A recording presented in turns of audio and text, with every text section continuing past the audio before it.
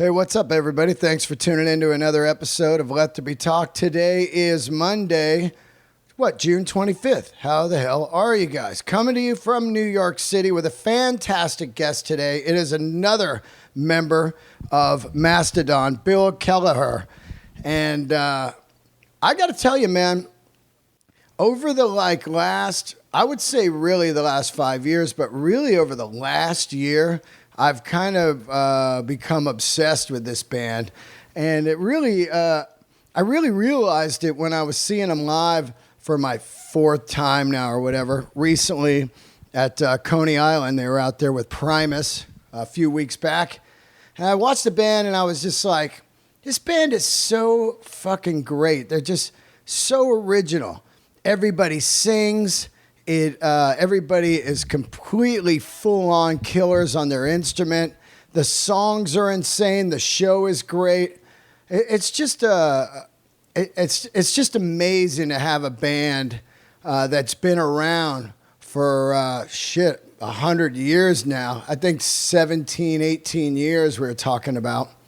It's just amazing that a band like this can just, all of a sudden creep up, over long periods of grassroots, slugging it out on the live trenches out there on tour, and eventually reaching people. Even somebody like me, who I should have probably known about this band the day they came out, but who knows what the fuck was going on in my life back then.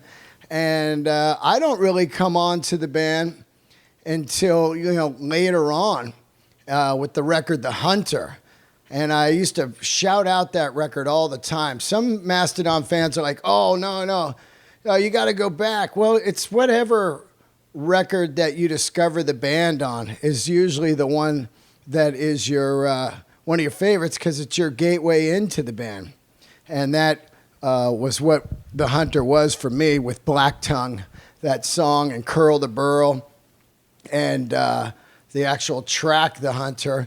I love this record, and I rocked it for a while. I saw him, of course, years back with Ghost opening early. I think it was the first Ghost tour at Universal Amphitheater. And I just fell in love with them, and slowly they've just been absolutely destroying it over the last 5-6 years. Emperor of Sand, I was just shouting out over and over and over last year when it came out. I thought that the song Steam Breather was the best groove metal song I had heard in years. And it reminded me a lot of Slayer during the Seasons of the Abyss record, because that record with Slayer is like groove metal. Very, very cool. Anyway, it was an honor to have Bill on. And recently, I've just rediscovered the EP. It came out a few months ago, and I put it on a couple times, and then I was still listening to the full-length record. I hadn't completely ingested that. I was playing it all the time. And then about a month ago, I started playing the EP, Cold Dark Place, and I was just floored. This EP, to me, is probably some of the best stuff they've ever done. This song, Toe to Toes, is just mind-boggling. And North Side Star. I love this EP, and I love this band. And I feel very lucky to now have interviewed two of the members, and I hope to eventually interview the other two. And it's just great to hear different sides, different conversations from each member, Anyway, I'm fired up to bring that, and if you've never heard the band, please dig into them. Dig into them now, right away. And what's great about, if you fall in love with them, they have so much material. You will not get bored. You'll have years of listening. That being said, they are playing with another one of my favorite bands this week in LA, Wednesday night at the Greek, Primus. It's one of the best tours going, probably one of the best tours I've seen in a long time. It was All Them Witches, Mastodon, and Primus. And talk about three bands outside the box. Those three, you don't get any further outside the box than those bands. So go see that tour. It's kind of wrapping down, I believe, and It's just incredible. Let's get into some stuff here before we go any further. Of course, over the weekend, a sad day, a very, very sad day. Vinnie Paul passed away from Pantera. I just, you know, way too fucking young. I think he was 54 years old. And my heart goes out to the family members. Now they have lost both the Abbott brothers. Just unbelievable. You know, just tragic. To lose a man, I don't know how he passed away in his sleep. Well, I guess we'll hear later. Doesn't really matter. He's gone, and that's just sucks. Anyway, long live. Talk about groove metal. Vinny was a groove drummer for sure. King of the groove right there. And, you know, we'll be very, very much. I'm going to Vegas this week, and he lives in Vegas. He lived in Vegas, and that was the last time I saw him, was at the Laugh Factory in Las Vegas years back. So, wow, what a bummer to lose him. Anyway, long live Vinnie Paul. Get out there and celebrate his music. Turn it on today and enjoy it. We've got that still with us. Man, I tell you, it just seems like we're doing these all the time, but that's part of getting older. You know, I always, I have my runs of like, holy shit, I'm 52, you know. Some people, you know, you just never know, man. So like I say all the time on this show, do what you love. And if you go, at least you were doing what you loved, you know. That's what I'm doing. I'm out here in New York City. I'm loving it. I'm enjoying a summer out here doing comedy and slugging it out. It's definitely a different animal when you're out in New York City for long periods of time. But I love it. I don't like to get comfortable. I don't like to hit ceilings. And, you know, I like to feel a little rattled. Sometimes, I not all the time. It does fuck with me, but I'm just babbling right now. But I think it pushes me if I get a little too comfortable. I don't know. I always said I don't know what I'd do if I made a bunch of money. I wouldn't have any drive anymore. I was saying a couple of days ago, I see people, like, you see rich people and they're out there still working, and you're like, what's your drive? You know, I guess they love what they do. Which I can agree on that. If you love what you do, that's what you're going to do. But after a while, I think you're like, well, I'm only here once. Maybe I've got enough money to go do some other shit. All right, man. Let's see. This week I'll be in Las Vegas, and I will be at the brand new, amazing Comedy Cellar at the Rio Hotel. Not only is the Comedy Cellar one of the top clubs in the world in New York, they now have one right in Las Vegas at the Rio, and I will be out there this week, Wednesday through Sunday. And if you want to get tickets, or if you're planning on going to Vegas, come see the show this week. I got a code for you, CC Social. That's the letter C, and then social, and you get $25 tickets. Come out and see the shows at the Rio Comedy Cellar in the Rio. It's going to be pretty fucking cool. A couple shout outs to some amazing Patreon donators. Greg Riley, my main man. I miss him. Speaking of that, I think Greg's coming to Vegas, and I'm looking forward to seeing Greg Riley, my old friend from El Cajon Harley. Greg Riley, thanks for the donation. David Sapinski, you are the man. David Sapinski, thank you for donating on Patreon. Shout out to you, and some free tickets if I come your way. And also a brand new Patreon, meet James Wisdom. Yay, James Wisdom, how are you? James Wisdom is the newest Patreon. I love it, you guys. Patreon.com/Dean Del Rey is how you donate to the podcast, or email me, deandelrey@yahoo.com. Also, a big shout out to Stone Creek Bistro. Stone Creek Bistro. Hey, Bistro. Stone Creek Bistro. I love these guys. If you want to get some good food, Stone Creek Bistro. You gotta get out there. I'm trying to get you the address right now because I'm out of my mind and unprepared. Anyway, they're in Twin Peaks, California. Some of the best food going. Look them up if you're out there. If you go to Big Bear, you're up in Big Bear, you're doing a little mushrooms, maybe smoking a little reefer. You're trying to get away camping with your family. You go to the Stone Creek Bistro. I guess that's about it. I can't stop talking about the new Mother Hips record. I've been listening to it for a week straight, and I still love it. Get this record, Chorus. It is unbelievable.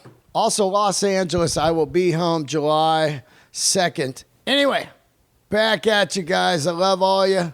Keep the candles lit. Make sure you listen to some Mastodon right after this interview. And thank you all. See ya.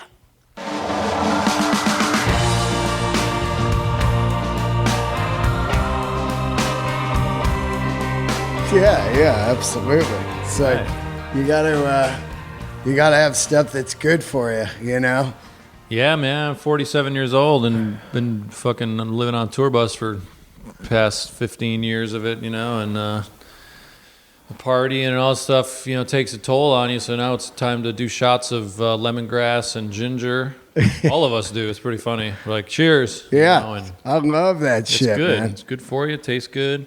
I'm a juice guy big time. Introduce yourself. Great guest today on Let There Be Talk. My name is Bill Kelliher, and I live in Atlanta, Georgia, and I play guitar in a band called Mastodon. Is your are you from New York?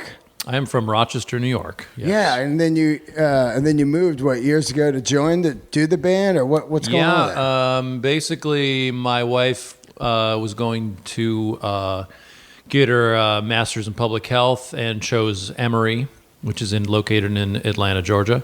And we were only going to go down there for maybe 2 years, 3 years until she was, finished, and then move somewhere else. So we ended up sticking around there for the past 20 years. So basically, I moved there in 97 with her, and then I moved back to Rochester because I've been playing in a band with Braun for the past, since early 90s. Right. And he got an offer to play in a band called Today Is the Day.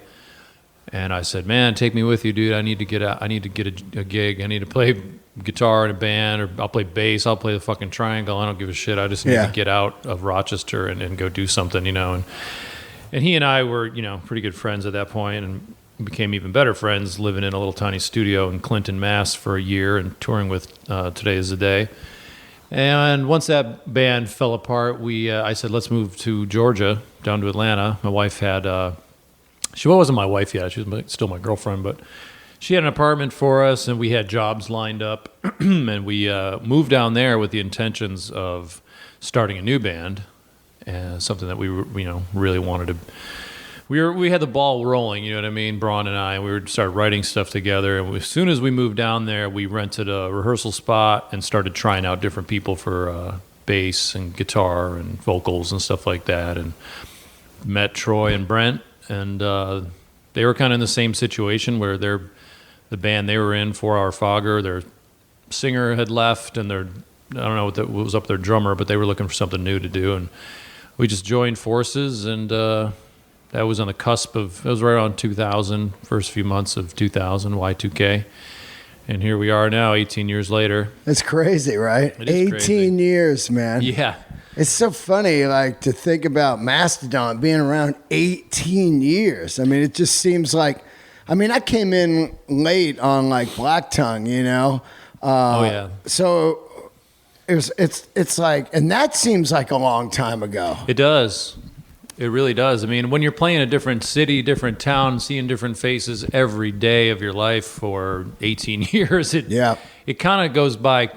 It goes by quick, but it also, I can still remember the days. I still feel like this, pretty much like the same person, you know. I mean, definitely gotten older and matured and wiser and everything, but I still have the energy and the ambition that when I started, you know. Yeah. Like this, and we never set out to be a Grammy award-winning rock and roll prog metal band. We just kind of were four guys that wanted to get into a van and just start playing music and just having fun, really. And that's what we did for so many years, and lived on bologna sandwiches and lived out of the van, slept on people's floors for 7 years of the first 6 years, you know, and worked regular jobs. And, you know, it was a slow climb to where we are today. And, Yeah. But looking back, you know, I can remember a lot of those times, and it's like, man, it's kind of seems like yesterday sometimes. It's brutal to think, too, because you guys kind of get together. If we're looking at it like 17, 18 years, that's probably right around when the illegal downloading starts coming into play. You know, yeah. Not record sales aren't really going to be happening, especially these days and everything. So it's such an extra brutal grind because you're out there, but you know, like, well, nobody's even going to be buying the records, you know? Exactly. So it's straight just road grind. I was one of the few people that actually, you know, publicly said, I agree with Lars Ulrich. I think he's got balls to actually stand up to Napster. Do I agree with arresting everyone who's illegally downloading? No. It's the same as like legalizing marijuana. You're not going to arrest, you know, if 50 million people are smoking, you're not going to arrest everybody. Just make it legal. Right. So with illegal downloading, the way I looked at it is like, everyone's like, oh, it's not going to hurt if these rock stars, they make enough money. I can just you know, illegally download a couple songs here and there. But if millions of people start doing that, it's kills the record industry. And the record industry, the record companies should have foreseen this coming in the future and prepared for it. And they should have done something about it, but they really didn't. Basically what they did was they sold the masters of all the bands that they have music to a computer company, right? Apple, right? And it took Apple to say, yeah, sell us all your music rights, and then we'll just figure out a way to sell it to people. That's the music industry's, that's the record company's job, not Apple. Yeah. So now Apple, you know, and Spotify, who are brilliant businessmen, of course. But I mean, who gets hurt in the end is the artist, because we aren't getting the fair pay. We're not getting any pay for these streams. I mean, you pay I think Spotify, let me just make sure this is, you know, I say this correctly, but like Apple and Spotify, Pandora, all these streaming music sites, I think are great. They're amazing. Right. I mean, I use Spotify all the time. It's so simple. It's so easy. It's a no-brainer. You can download as much music as you want on your phone and listen to it anywhere. I mean, but the problem is that there hasn't been any legislature to compensate the artists since 1972. That's why myself and Braun Daler, our drummer, being members of the Recording Academy and the Grammy Academy, we were asked to go to Capitol Hill and lobby for the MMA, which is the Music Modernization Act, which was, we just did that a couple months ago, and it passed unanimously. I read that. And they're going to retool how to get paid in the digital world?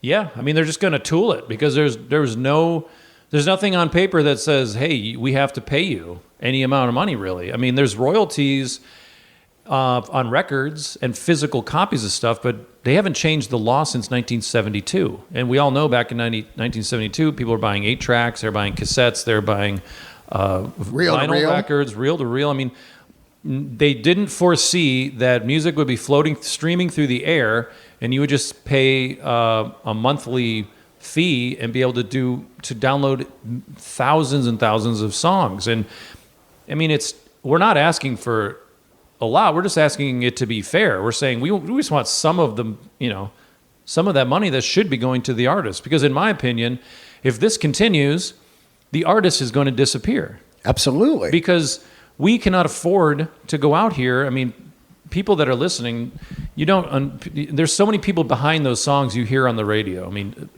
I mean, I can only really speak for my genre and the people that I know who how we do it. I mean, hip hop and all this stuff, that's a totally different animal, really. But when it comes down to us doing a record, I mean, sometimes those records cost just to do the record. That means to pay a producer, over $500,000. Yeah. Now that comes out of your pocket. That's the record company fronts you that money. This is how it works. They give you the money up front. They go, here's $600,000. You're going to make a record that's going to cost $575,000. Okay, great.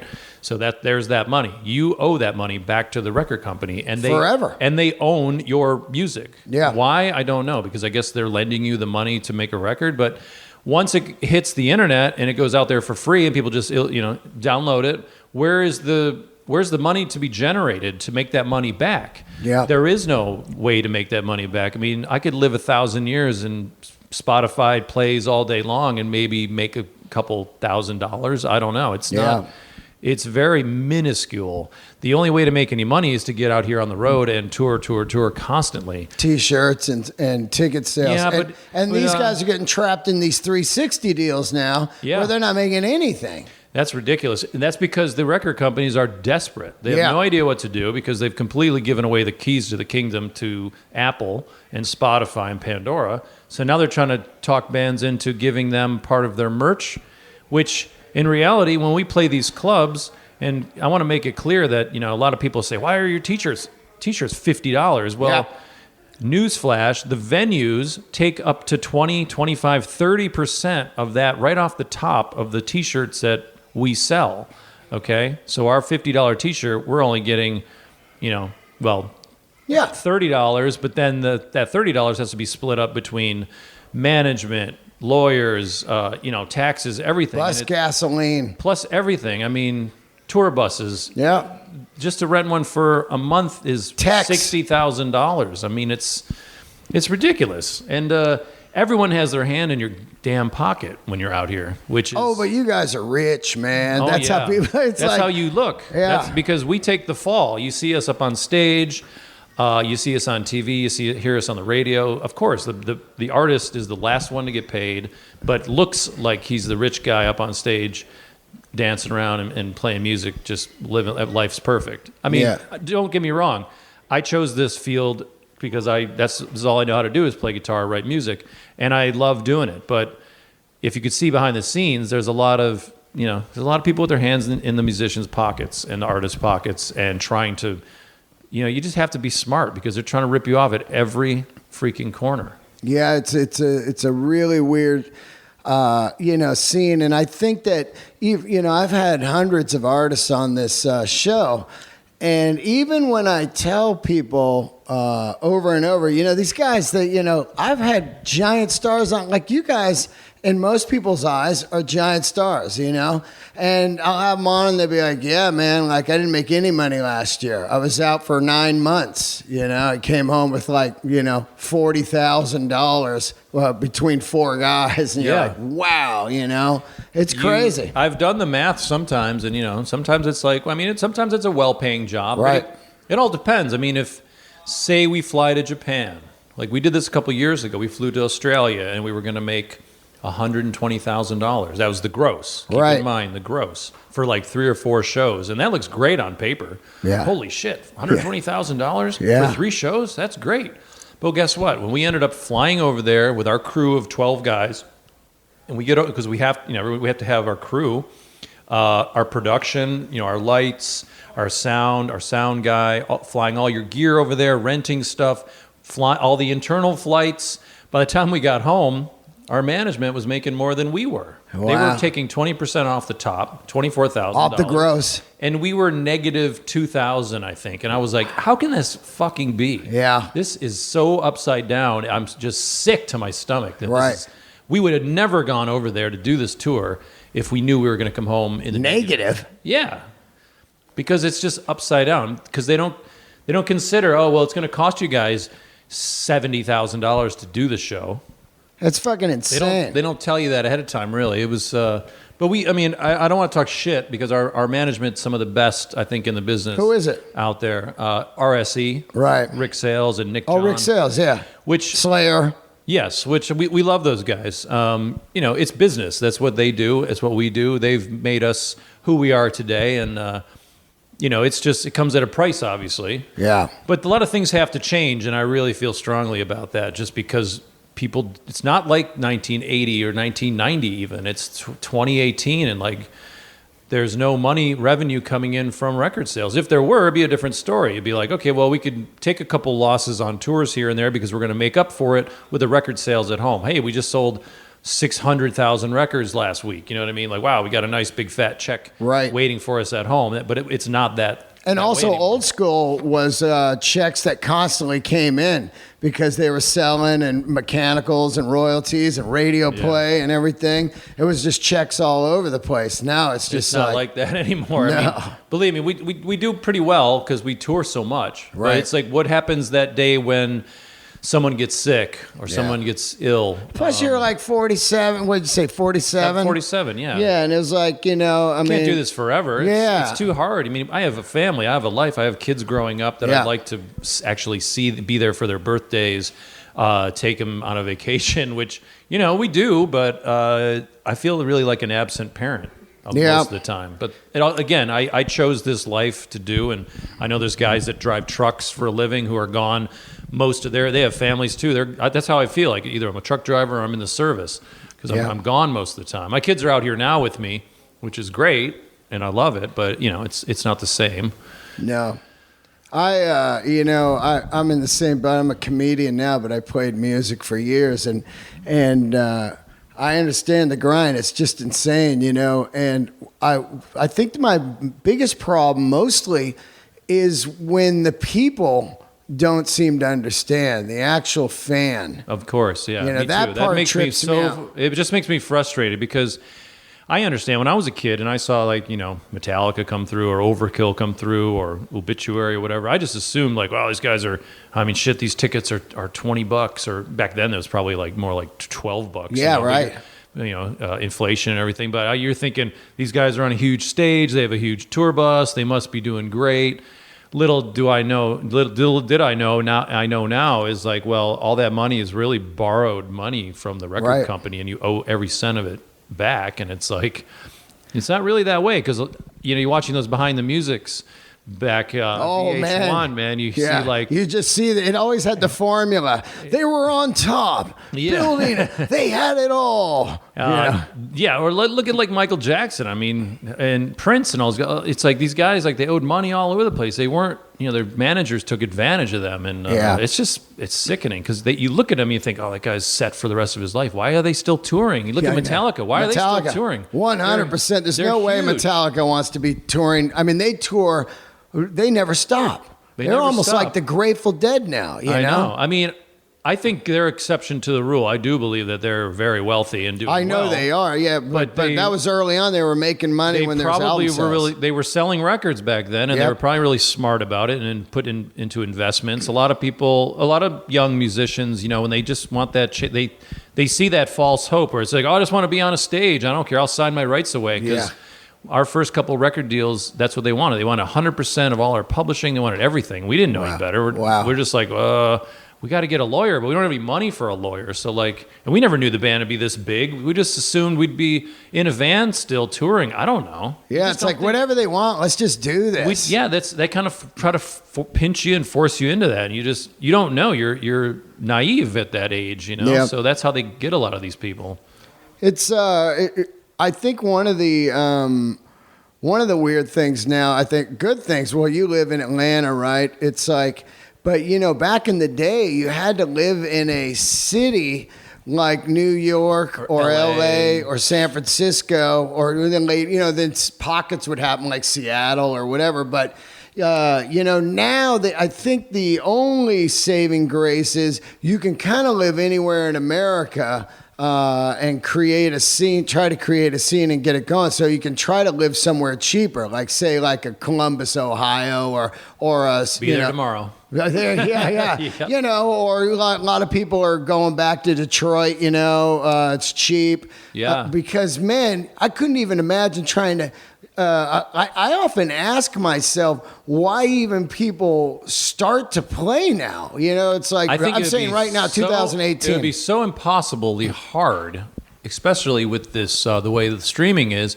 If you're a young band and you want to put out a quality record, you got to spend a lot of money to make it, you know, to meet today's standards of like high fidelity of a record that sounds good. You've got to spend thousands of dollars. You got to get someone you got to borrow the money from someone, record the record, pay the producer, and then somehow make that money back for this person. That means tour.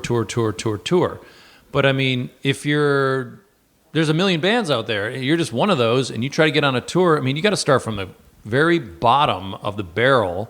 With you got to pay to get on the tour. You got to pay to get on a tour. You got to. I mean, it's got to be impossible. Impossible. I would not. I don't envy any young bands trying to get out there. I mean, unless you're doing something super talented, weird, different, and really working hard. It's a struggle, man. It's crazy. It really is. Back in Rochester, you're 47. What was the? I always ask people, what was the? What was the band that knocked it out for you? You know, what got you started? Was it Kiss? Because your band is interesting because everybody sings. I love that. You know, that's such a rare thing now. You know, having multiple vocals in a band. What was it back then? Most people say Kiss or Zeppelin, depending on their age. I liked Kiss, but I didn't love the music. I thought the makeup and the costumes was a little not really for me. It was kind of clowny, and I was very young, you know. But I remember having a Kiss lunchbox, and so I did dig a few of their songs. But later Kiss, you know, more like I was made for loving you, baby. Dynasty record. You know, they're more like their hits, not their deep cuts, but more of the hit songs.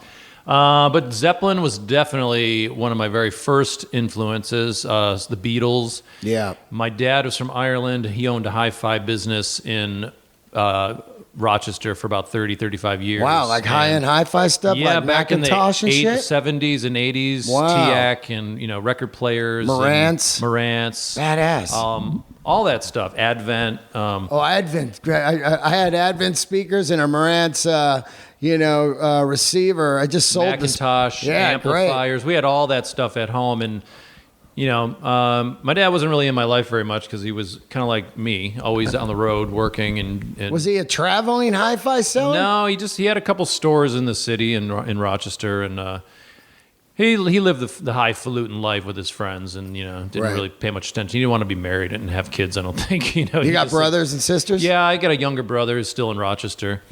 Right. But Zeppelin, it was like this. Basically, when I first wanted to play guitar, all my guy friends, there was like 9 of us. Everyone played guitar. I was like the last guy to get a guitar. I begged my dad. And finally, when I was 15, got me a guitar. It was what was it? It was called a Star Force, and it was a copy of a Kramer, Eddie Van Halen Kramer, like the red with the white tape. Oh, wow. With a whammy bar. Did it have like a Kaler on it or a fake? Just a fake. It was like $100 guitar, but it was great. I wish I kept it, but I had to sell it for rent back in the day. Yeah. He bought it for me, and I wanted lessons, and never took a lesson in my life. I took piano lessons as a kid, which I hated because I wanted to just play electric guitar.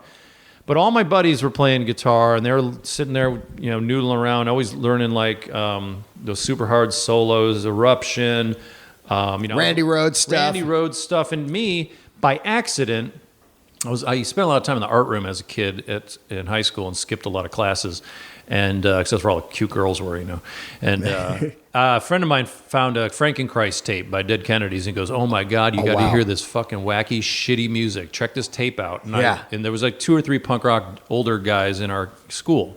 We live way out in the sticks. I took that tape home, listened to it, and my whole fucking world changed. I was like, oh my God, I loved it. And that's when me and my friends went separate ways. While my friends were still learning Eruption, I immediately heard the Ramones and learned all you need is to play one chord. You could start a band. I started a band when I was 15. Wow. And learned along the way. And I just kept going, you know what I mean? And I was always in a band. And I was just... Devo? Were you into Devo? Yeah, of course. Fuck. went through my whole punk rock phase for many, many years, and it was in many punk rock cover bands until I learned how to really play. Because to me, it wasn't about, and it still isn't about proficiency. It's about being creative with what you got. Yeah. And punk rock totally spoke to me. When I heard the Sex Pistols and, the more poppy kind of stuff nowadays, like Sex Pistols, Ramones, Black Flag. I mean, I learned every fucking Greg Ginn lick I could learn. And I loved his style. And I just emulated that as long as I could until Metallica came along. And when I saw that they were wearing Misfit shirts, and they looked just like me and my buddies on the back cover with their ripped up shirts. They didn't look like Iron Maiden with the real high voices and the perfect, everything perfect, and the outfits. I didn't like, I was more the punk rock guy. So I saw the ripped jeans, and the Slayer had Jeff Hanneman had Dead Kennedy's logo on his guitar. I was like, who are these guys, man? And they're like, this is like a heavier punk rock, thrash. So that's when I changed. Again, I changed into, I was like, I got to get myself a Les Paul. I got to get an Explorer. Yeah. I got to get a Marshall amp. I got to start really dialing in my sound and getting that right hand going. Some Exodus, Bonded by Blood, Exactly. I mean, that's the shit, man. I grew up in that ground zero of that San Francisco, Mm-hmm. And to me, I look at it as like, I can't even believe it, It's just, I just had Scott Ian on, and we were just talking about how original that whole scene was. Each band sounded different, but they were all in a scene, DRI was one of my favorite because with the DRI Dirty Rotten Imbeciles EP, which was like, I don't know, 50 songs in 20 minutes. Yeah. And they were all great. I could remember each one, and the drum beats. I mean, the recording sounded like shit, but the music was there. You know what I mean? The songcraft was there. Even though they were 30-second long songs, I was like, wow, this is so cool. Like, who would have thought you could write a 30-second song? Yeah. And then they, got to dealing with it. And they started. Then they had crossover, and then Four of a Kind, and like, wow, these guys are like, I can see their evolution, and it was perfect. Like the whole crossover between punk rock and metal. Yeah, and it was that's exactly what I need. The train I needed to hop onto to take me, to tell me, hey, it's okay to go from being a punker to a metalhead. So that was. That helped me along the way, for sure. Which Metallica record was it that hit you? Because, a lot of people, the first one, Kill 'Em All, it's not my favorite. Everybody goes for, like, Masters and stuff. But I'm still, and what reminds me of your band a lot is I'm a huge Injustice for All guy. I'm a huge. That's a great record. I love all their stuff. And look, I saw Cliff Burton many times, and I grew up in that whole scene. But to me, once you get to Injustice for All, it's completely way different than anybody else. Like, what the fuck? And we're talking about prog kind of metal, Sure, yeah. To me, it was Ride the Lightning, Master. I think it was more Master of Puppets because when I looked at, because back in the day, none of that shit was on the radio. Nothing. No. The only thing that's on the radio, and it still is up there in Rochester, New York, is like Boston, Scorpions, Van Halen, the old fogey shit. Still playing that up there, huh? Yeah, like 96 WCMF. How far up is that, Rochester, from the city? From the city, about 4 or 5 hours. Oh, wow. So it's like L.A. to San Francisco. It's almost to Buffalo. It's on I-90 there, right on way the lake. up there. Yeah, way up there. But what I was going to say also was that when my dad came from Ireland and he had the hi-fi business, and the first record he got me was U2 War. Wow. And U2 at the time was this weird, this is pre-punk rock for me. I was like, who are these weird guys? Because The Edge played very unique. Absolutely. He used a lot of open string technique and a lot of delays. I saw him in '83, at the US Festival. And, I saw them on, I think it was Joshua Tree when I first saw them. Fucking early on, though, they're way different band, Yeah, like Boy and all that stuff. It's like... They were doing some weird stuff, and I was like, wow, Dad, can you buy me a delay pedal? Can you get me a distortion pedal? I started playing a lot of the open string stuff and getting, what I'm learning now shaped my playing style for like, dissonant chords and dissonant notes and notes that didn't really go together to an open string action. But yeah, that kind of kicked it off for me when I just started playing guitar because, learning Sunday Bloody Sunday and New Year's Day and all that stuff. But as far as like, in metal, I think back in the day, we didn't have radio, or we didn't have those kind of bands on the radio. So you'd have to go to the record store when they had record stores, and you'd look through the album covers. I did. Yeah. And I would say, "Ooh, this album cover looks fucking awesome." So it's got a electric chair on it. Yeah. So I picked up Master of Puppets, and I flipped it over and looked at the back, and that's when I saw the dudes' long hair and the Misfits shirts and the ripped jeans. I'm like, these guys don't give a fuck what they look like, and they've got a crowd of like 1 million people behind them. You got Dan the Green in that show. And I was like, the song titles are rad. I'm gonna take this home and give it a listen. And that's when I just was like, this is like classical music with electric guitar. Yeah. Done really beautifully. Yeah. Because at the time, Iron Maiden was like, they were too untouchable for me. They were, the vocals I couldn't get into, and the guitars were just so perfect. And all the harmonies down to and I mean, now I can appreciate them. Like, it's pretty surgical. Yeah, compared to early Maiden, Paul Di'Anno is different from Dick Dickinson on. Yeah, they were definitely way too upper echelon for my taste, my brain at the time. Were you a Number of the Beast guy, though? Yeah. Because to me, Number of the Beast is just like, wow, this record. After that, they get into that like Rhyme of the Ancient Mariner and all that. It's like... Yeah, it was a bit cerebral, but... what did you say? What's the song? Oh yeah, Number of the Beast. Run to the Hills. Not Run to the Hills, but Number of the Beast. Yeah. Number of the Beast. That song was one of the first songs I remember learning on guitar as well with my buddy Bernie. He was really into Maiden. He was always pushing Maiden on me, and I was like, I don't know, man. It's like it's cool and everything, but when he started playing that riff, I was like, it's a lot of palm muting, and I was just learning about palm muting, and like he was so accurate at playing it, and I was like, wow, that's really, because it's kind of it sounds like a very simple but it's very technically it's kind of off time, and it's a little weird to play perfectly. And it's fucking hard to do the palm muting. I mean, Hetfield and really Gary Holt is the king of this weird gallop mute thing that when you start to play guitar, you go, how the fuck are these guys doing it? You're like, dun, dun, dun, dun, dun, dun, dun. It's like a gallop. Oh, yeah. But the gallop is really fucking hard, man. Yeah, it's got to be like surgical, like you said, very precise, on point, with the drums, rhythmic. And I was always more fascinated by rhythm players, than someone just playing a guitar solo. Because I was like, guitar solo, whatever. I like when I hear Metallica, I like to listen to the crazy weird rhythms that go behind the guitar solos. I think they're way more interesting. I mean, that's the genius of Metallica is really Hetfield, what he's doing. And that really also comes down to when you get into, I think Master of Puppets is really when he comes into his own, where you're like, what the fuck? Like, how are they even coming up with this stuff? Battery, that song is so sick. Man, that stuff is insane. It's such a thrash, precise riff. It really is. It's great. It definitely shaped my whole world. If it weren't for them and the early punk rock stuff, I mean, I'd probably be a dishwasher somewhere. I mean, when I think about Mastodon, it's funny because you're not much of a Maiden guy, but I always felt that it was a combo of Maiden and a little bit of and Justice for All, and then of course your own thing, which made it so fucking great because it was like to be original in this era is so hard. And one thing I loved about you guys, especially on the last record, man, is it was also hooky. It's hard to write heavy but hooky. And anyone can write like a,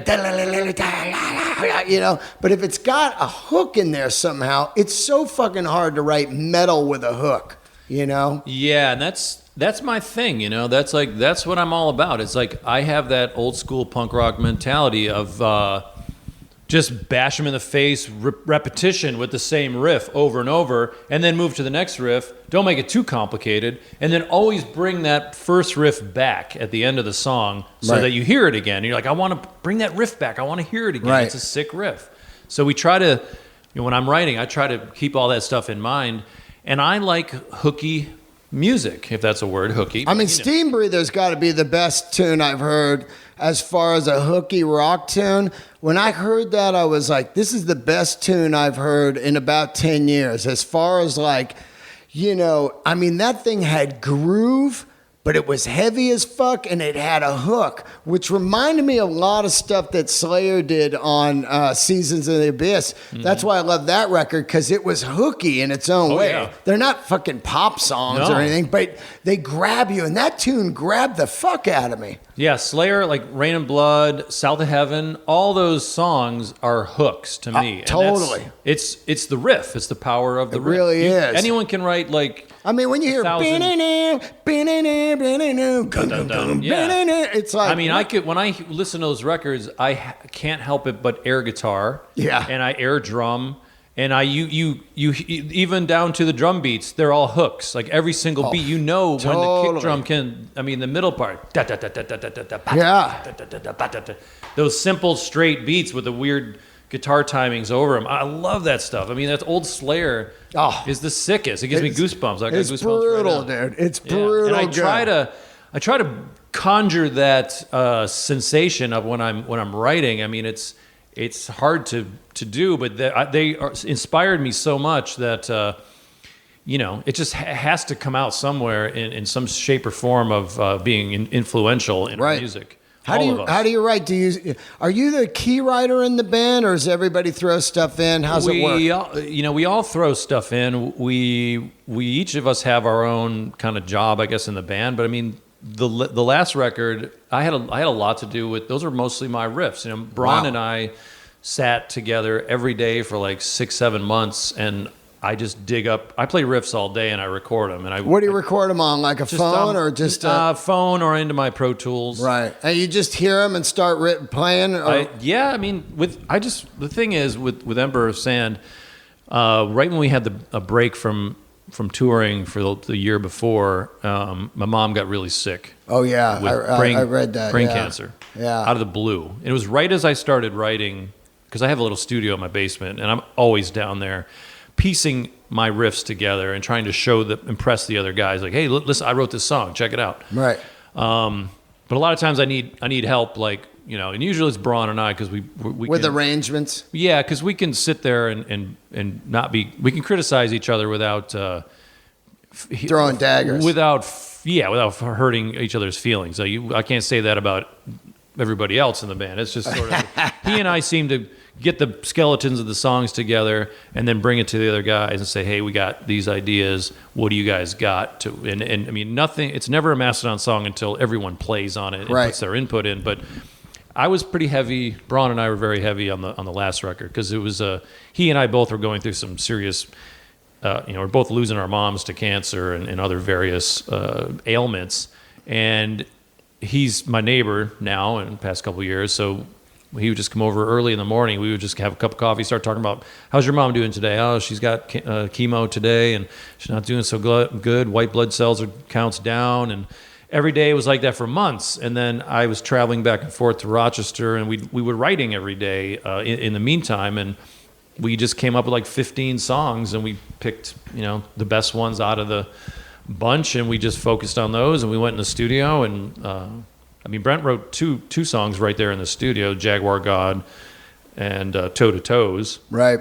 He's kind of more of a sporadic writer, I guess. I mean, when it came to Crack the Sky, that was Brent basically wrote almost every one of those songs, but it took, Braun and I arranged, we sat there every day behind the scenes arranging all these putting riffs it all together to make sense. Cause, he can spit out riffs all day like a madman, but we like to sit down and say, does this make sense? Because we're trying to evolve the band instead of just like, oh, we got like these 10 great riffs in a row. How about we take 4 of those and use them for the song and make them verse, chorus, middle part, verse, chorus, or whatever. Right. It makes sense of it, because back in the old days, we would just we'd all just throw riffs in together, and we're not one of those bands where we just all 4 of us get into a room and just say, hey, let's just jam, because it just doesn't. Well, that's not very productive to me.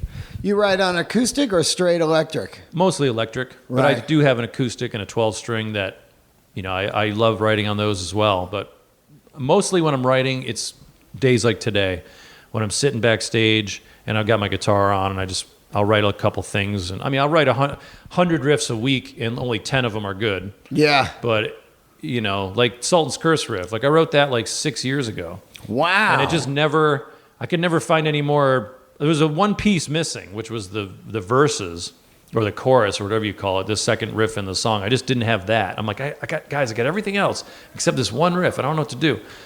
So when I was writing Emperor, it was, I was really working. I was like, this has got to be the opening song on the record. It's a great chunky riff. Yeah. And then Baroness comes out with the same riff almost on their Purple album. I was like, damn it. Oh, I was like, I wrote mine riff first. Yeah, 6 years ago. I was like, man, but no one knows that. And I'm a big Baroness fan. I love them. But Braun's like, oh, I don't know, man. We might have to change the riff because it sounds so much like their riff. I'm like, damn it.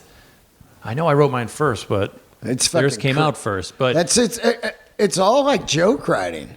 You know, damn, I had this idea. Fuck, he's doing that shit. And joke writing also. I can put this piece. Ooh, this moves right into this joke here. Yeah. Oh, fuck, now I've got a closing piece for the joke. You know, it's all intricate. It's all the same. The way that I write, you know, I want everything to be smooth and to flow into one another, just like with writing a joke or whatever. You want it. You have to have that. It can't be clunky. You've got to have that timing for the punchline.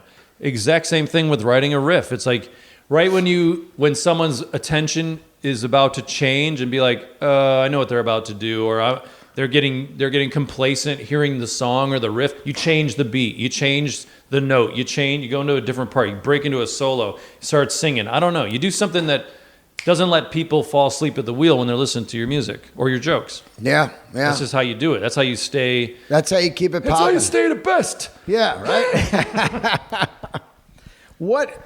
You guys been together now 17 years. Does it get pretty grueling out there? You start to know these guys that you didn't know over 18 years, but who's 18 counting? years, yeah. You know? I don't know. I think when we're all around each other, we kind of we're still the same people. You know, I haven't really seen anybody really morph into anything other than who they've always been. I mean, right.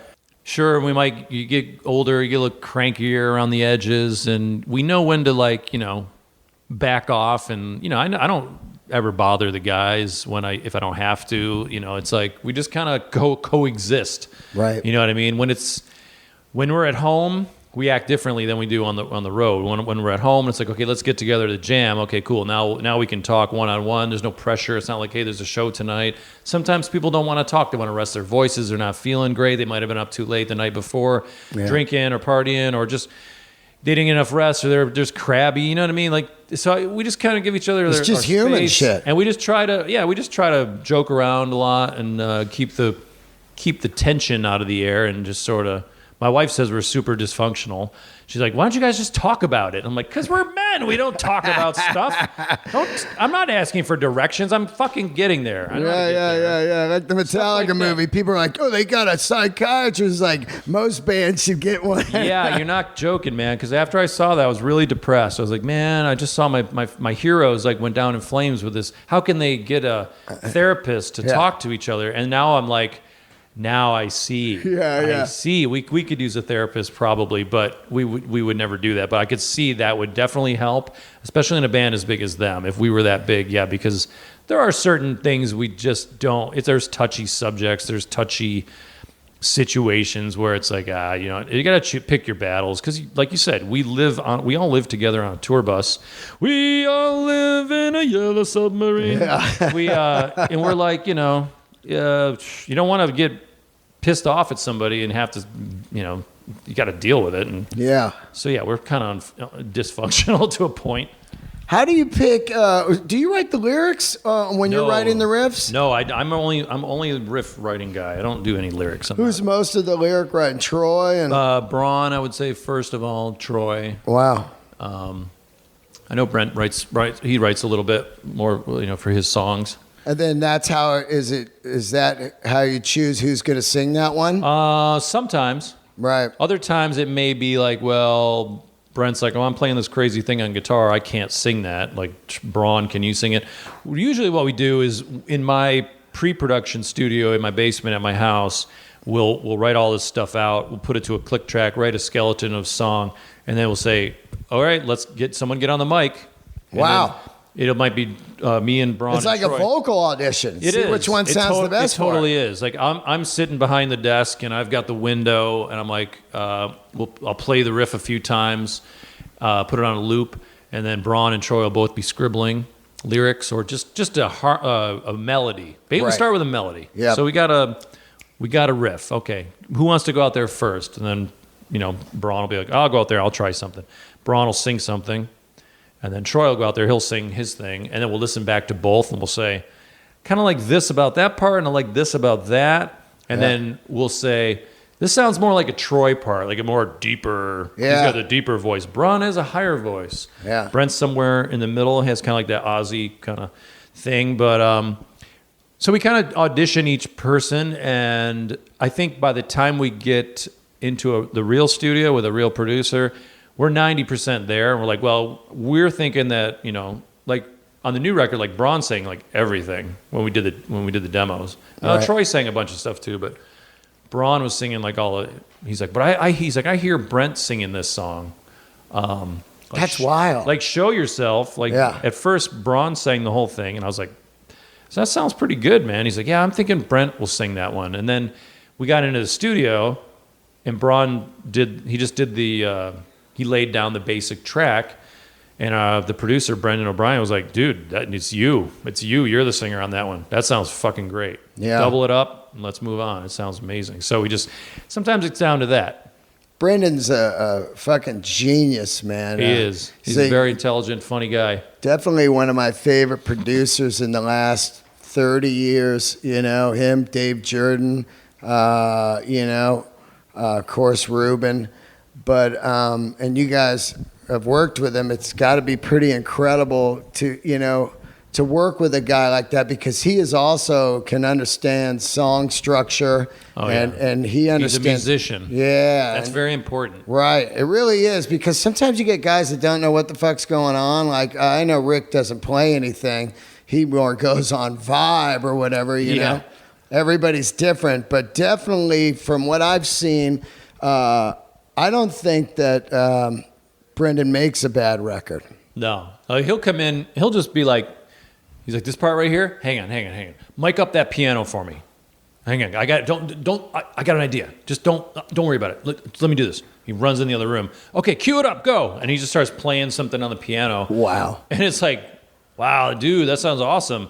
Or we'll be doing a vocal piece and he'll be like, he'll sing a harmony that we never thought of, or a melody, like a tail end of something, or he'll just be like, hey, don't sing, leave the last one, or he'll say, sing, like, if that part goes four times, next time it comes around, do the last one 5, like one extra, and then bust into the solo. And we're like, okay, we never thought to do that. Yeah. Like, we're learning, but we've learned a lot from him since doing Crack the Sky. We're like, okay, he might be to Braun, who's an incredible drummer, and everybody knows it. And he's like, everyone knows you're a great drummer, Braun, but just trust me. Just play a simple beat. Right. This part. Don't play it so syncopated because it gets lost. Yeah, People don't hear the easy. Yeah, you got to have holes and pockets. And those guys, good producers, understand that. They understand. Yeah, they have those ghost notes. Spaced. Ghost notes and ambiance. Yep. You know what I mean? And you can't make a record where it's constantly punching you in the face with the drums are always in every single part of every song. I'm like, let's take a break. Just stop for a second so that you can kick back in and it's you get that punch that you don't have without it. Yeah. You when you guys wrote Show Yourself, were you thinking radio tune? No, not at all. No? I wrote that riff and I was we were touring with Kvelertak. And they were influencing me a lot. And to me, it was kind of everyone was like, that sounds like a kind of like Kvelertak riff. And very straightforward, but heavy. Right. I never in a million years thought it would be any kind of radio song. It wasn't until, I put the whole song together. I had been working on a song for years again, because I had about 16 riffs and went after it. And I just like, which one is going to be? I showed them all to Brendan. He's like, keep it simple, man. That riff, solo, you're done. And so unusual for your band. When Braun came up with the lyrics and started singing on it, I was like, wow.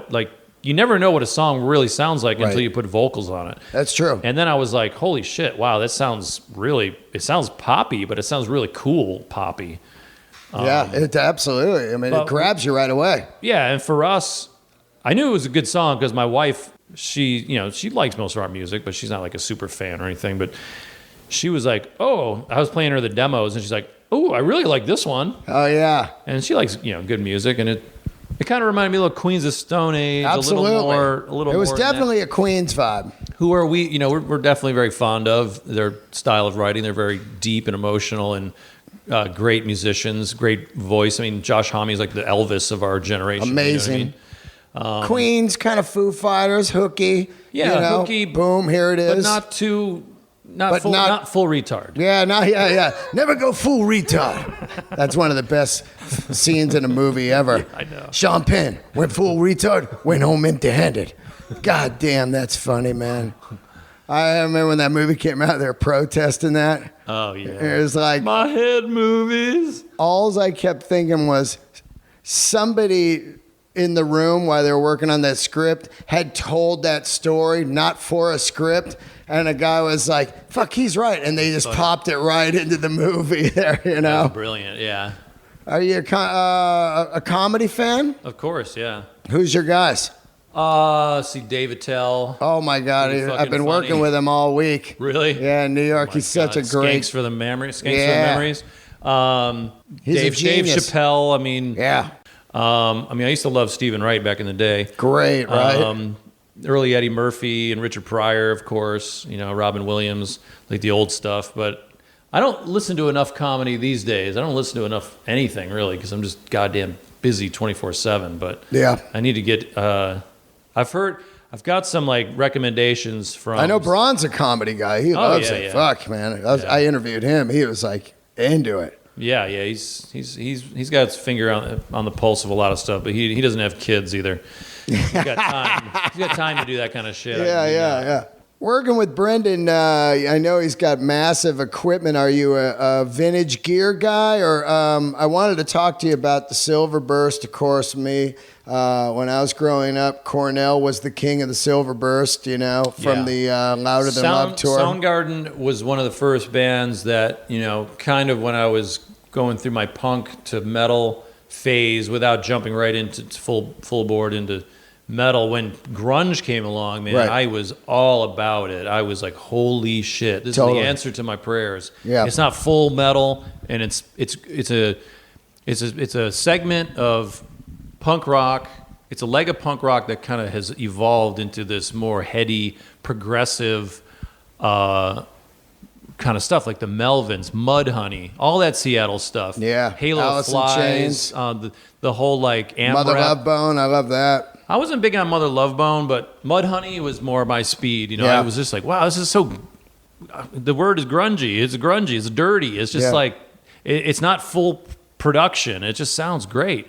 And Soundgarden was my go-to band for many, many years. Couldn't believe it. And now I'm friends with Kim Thale, which is he's such a great guy. I met Ben Shepherd back in the day, and Matt Cameron, and they were one of my first concerts as a young man, and I remember it was on the Louder Than Love tour, and I was blown away. That was the best, I think, Soundgarden ever. It was amazing. To see him on that where Cornell would only play guitar sometimes. Yeah. Where he was more of that front man in the denim shorts and the fucking Doc Martens shit. Yeah. Man, that was the shit, dude. It was dope. So basically, vintage gear, I'm into it. The Silver Burst, though, that's why you got into it? Silver Burst, yeah, I just always wanted a Silver Burst. I remember I had some guitars stolen early on, and I put some money down on a Silver Burst. I'd never seen one before. I saw it at Buzzo's Music in, I think it's in like Brockport or somewhere in upstate New York, or western New York, near Rochester, and I never went back for it,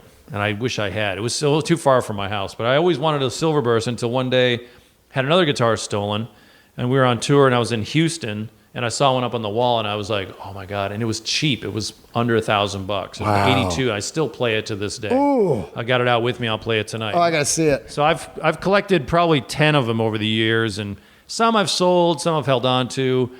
10 different Silver Bursts? Yeah. Wow. When I see them, I buy them. That's if they're the right price. And I've got my own models with ESP now, which I have a Silver Burst Sparrowhawk and Silver Burst Explorer, and they're sexy and they sound great. I love it. I can't thank you enough for doing the podcast. Thanks for having me. I love the last record, the Eat New EP, Smoking, and you're out here with this Primus tour all summer. What a great fucking combo. I love Primus. I've known the guys for 30 years. They rule. They're the best. Man.